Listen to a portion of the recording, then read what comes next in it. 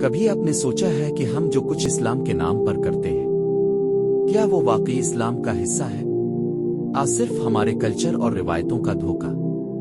آج ہم بات کریں گے ان رسموں اوپر جو ہماری زندگی کا حصہ بن چکی ہیں مگر اسلام سے ان کا کوئی تعلق نہیں۔ اسلام اللہ کا مکمل دین ہے، جیسا کہ قرآن میں فرمایا گیا، یعنی آج میں نے تمہارے لیے تمہارا دین مکمل کر دیا۔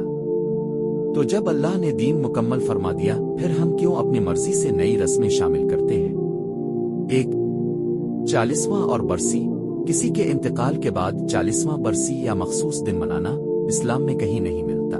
نبی نے فرمایا، یعنی جس نے ہمارے دین میں کوئی نئی بات داخل کی وہ رد کر دی جائے گی۔ اسلام ہمیں تلقین کرتا ہے کہ مرنے والے کے لیے دعا کریں، صدقہ جاریہ کریں، نہ کہ مخصوص دنوں کے دعوتی اجتماعات۔ 2 شادیوں میں بیجا رسمیں، مہندی، ڈھول اور لڑکی یا لڑکے کو جوتے چھپانا، یہ سب کلچرل چیزیں ہیں، دین نہیں۔ نکاح اسلام کا سادہ عمل ہے۔ نبی نے فرمایا، یعنی نکاح کو ظاہر کرو اور اسے مسجد میں انجام دو، لیکن ہم نے نکاح کو دکھاوے، قرضوں اور فخر کی رسم بنا دیا ہے۔ 3 قبروں پر چادر چڑھانا اور نظر ماننا، یہ بھی ایک عام غلط فہم ہے۔ اسلام میں قبروں پر نظر و نیاز چادر چڑھانے کا کوئی ثبوت نہیں۔ اللہ تعالیٰ فرماتے ہیں، یعنی ہم صرف تیری ہی عبادت کرتے ہیں اور تجھ ہی سے مدد مانگتے ہیں۔ مدد صرف اللہ سے مانگی جاتی ہے، کسی ولی، قبر یا بزرگ سے نہیں۔ 4 تعویذ، نظر بد کے دھاگے، کالا ٹیکا، کسی کے جسم پر کالا دھاگا، کالی چادر یا کالا ٹیکا لگانا وہ نظر بد سے بچنے کے لیے، یہ بھی غیر اسلامی عمل ہے۔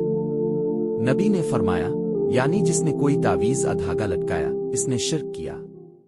اسلام نے ہمیں سورۃ الفلق اور سورۃ الناس سکھائی جو حقیقی تحفظ ہے۔ 5 بدشگونی اور ٹوٹکوں پر یقین، کچھ لوگ کہتے ہیں کالی بلی راستہ کاٹ گئی، کام خراب ہو جائے گا، رات کو ناخن کاٹنا برا شگون ہے، یہ سب جہالت ہے۔ نبی نے فرمایا، یعنی بدشگونی لینا شرک ہے۔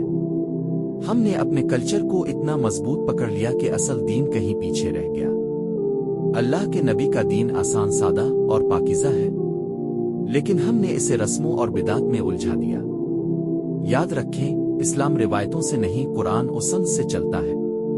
آؤ آج عہد کریں، ہم وہی کریں گے جو قرآن و سنت سے ثابت ہے۔ ہم وہ نہیں کریں گے جو صرف وہ لوگوں کے کہنے پر ہو، کیونکہ ہمارا مقصد لوگوں کو خوش کرنا نہیں بلکہ اللہ کو راضی کرنا ہے۔